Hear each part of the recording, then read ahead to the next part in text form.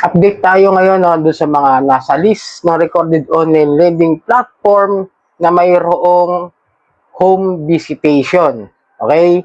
Mga nagpupunta sa bahay para magbigay ng demand letter o para maningil ng mga pagkakautang ng mga hindi nakakabayad. Okay? Ito linawin ko lang ha. Yung mga to, mga nasa SEC yan talaga as in list. At possible talaga na nagpupunta. At kung saan sila nagpupunta, ibibigay ko sa video ito. Pero bago ang lahat, maglalambing po muna ako sa inyo na paki-follow po at paki-supportahan po ang aking mga social media account sa Facebook, TikTok at ang aking YouTube channel. At kung nakatulong sa inyo ang video ito, malaking tulong din po ang simpleng pag-like, malaking tulong din po ang simpleng pag-share at para updated sa mga videos about sa usapang online lending apps ay pakihit lang po ang notification bell. Disclaimer, hindi ko po kayo hinihikayat na mangutang dito sa mga online lending apps. Ako po ay nagbibigay lamang po ng payo, gabay at patnubay kung paano nyo haharapin ng mga suliranin dito sa mga ginagawang fair debt collection practices ng mga online loan apps. At hindi po ako abogado, ako po ay simpleng mamamayan na kagaya ninyo. Nagre-report lang din po ng mga paglabag at mga unfair debt collection practices itong mga OLA at hindi rin po ako nangungonsintin huwag magbayad ng utang. Okay, simulan natin, no? Ito, may mga nationwide at meron din naman mga most of them are NCR areas ang pinupuntahan at mga nearby areas ang pinupuntahan ng mga OLA. Meron ditong isa na rebook pero nagpupunta sa bahay. Tapos yung kanyang parang partner naka-registered pa rin naman sa SEC. Okay, linawin ko lang para hindi kayo malito dito kasi ba't hindi yun, isang yun, rebook na nagpupunta pa, tapos gumagamit ng ibang OLA para maningil at magpunta sa bahay ninyo, okay? Simulan muna natin dito sa mga mangilan-ngilan na hindi pa masyadong alam.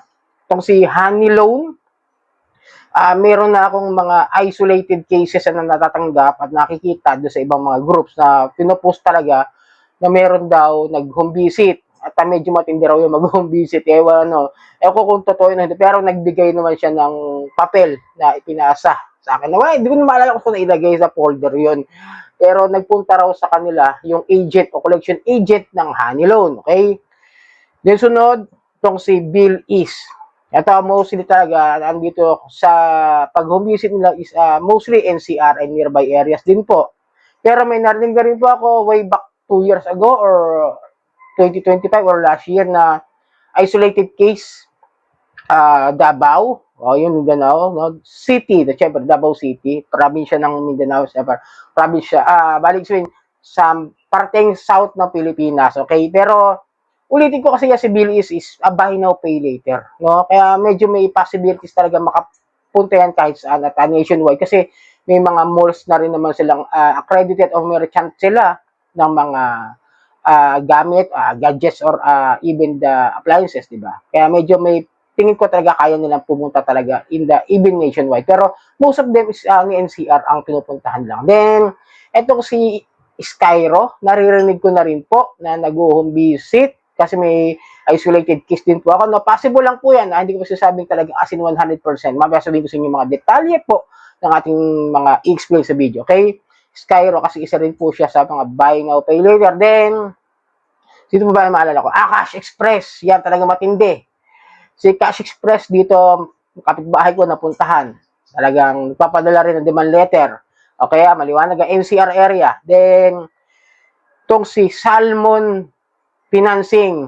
Ito lang ng mga nakarang araw daw. Ayon sa aking kapitbahay na may tindahan, itong month, sunod-sunod daw ay pagpunta ng Salmon, mga kapitbahay ko lang din.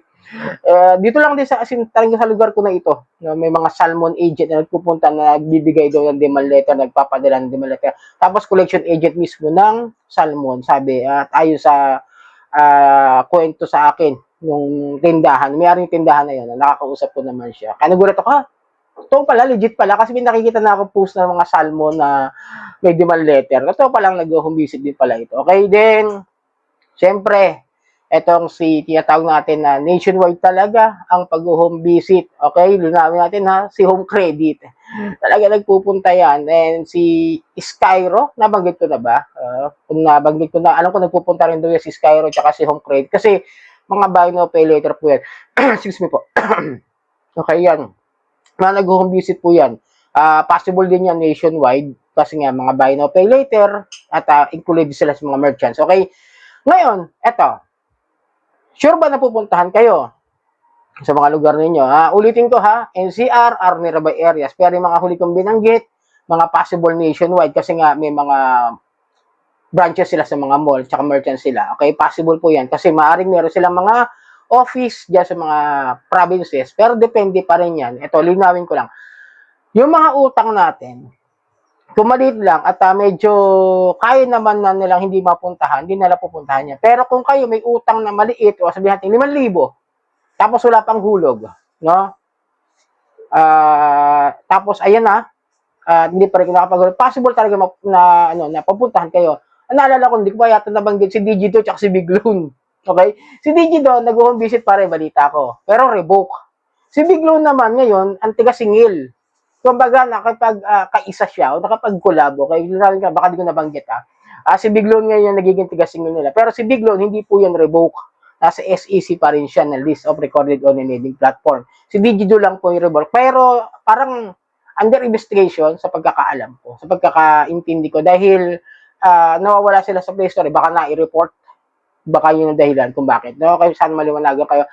Big Loan Digido, NCR, and nearby areas like the malapit na mga Rizal, ganyan. Okay, Rizal, Bulacan, Cavite. Okay? Okay. Pag napuntahan kayo, tanungin nyo kung ano siya, kung anong Ola company siya, kung talaga bang may utang kayo dyan o ano. Bago kayo tumanggap ng mga demand letter, hingian nyo na statement of account. Tapos pag binigay sa inyo nakasobre, tanggapin nyo. Tapos kung sakasakaling yung agent, excuse me, nakatilan muna. Kung yung agent is maayos namang kausap at kaya niya namang maisettle at hindi naman siya yung balasubas katulad ng mga ibang naririnig ko na medyo hindi raw maganda talaga yung datingan pagka naniningil, magpakumbaba pa rin tayo, no? Hindi naman sa ano, kasi tayo po may utang karapatan nila maningil, tayo may utang. Pero kung ang yung OLA agent o yung collector agent is pinagsisigawan na kayo ay balasubas, scammers, tapador na hindi nagbabayad ng utang, ay ibang usapan na po yan. Tapos pag yung hinahata kayo papunta sa barangay, hindi sila pwede ron. Basta as long as you can settle naman, huwag nating pagtaguan din. Mapapansin ko rin kasi iba, ayaw na pupuntahan sa bahay. Pero they are part of the collection agencies na kailangan nilang gawin na maningil. As long as wala namang problema, tandaan ninyo, kung maayos na makausap ang agent, kausapin. At kung hindi nyo kayang bayaran ng buo, baka makapag-settle pa kayo ng ibang payment option na maaaring makatulong sa inyo. Huwag natin saktan. Kasi bababaliktad po kayo, no? Kasi pag sinaktan niya, physical injuries, edi yung utang niyo hindi na utang. Criminal liabilities na, di ba? Kung nasaktan nyo, kung nagkapikunan kayo dahil sa paniningil na hindi kayo nagkaintindihan, di ba? Huwag nyo pagtatangkaan din na masasaktan. Okay, naiintindihan kami utang kayo, harapin na lang po natin. Yun lang po mapapayo ko sa inyo. No? Yung mga binanggit ko lang po, yun lang po yung mga may home visitation. Yung mga hindi nabanggit, wala.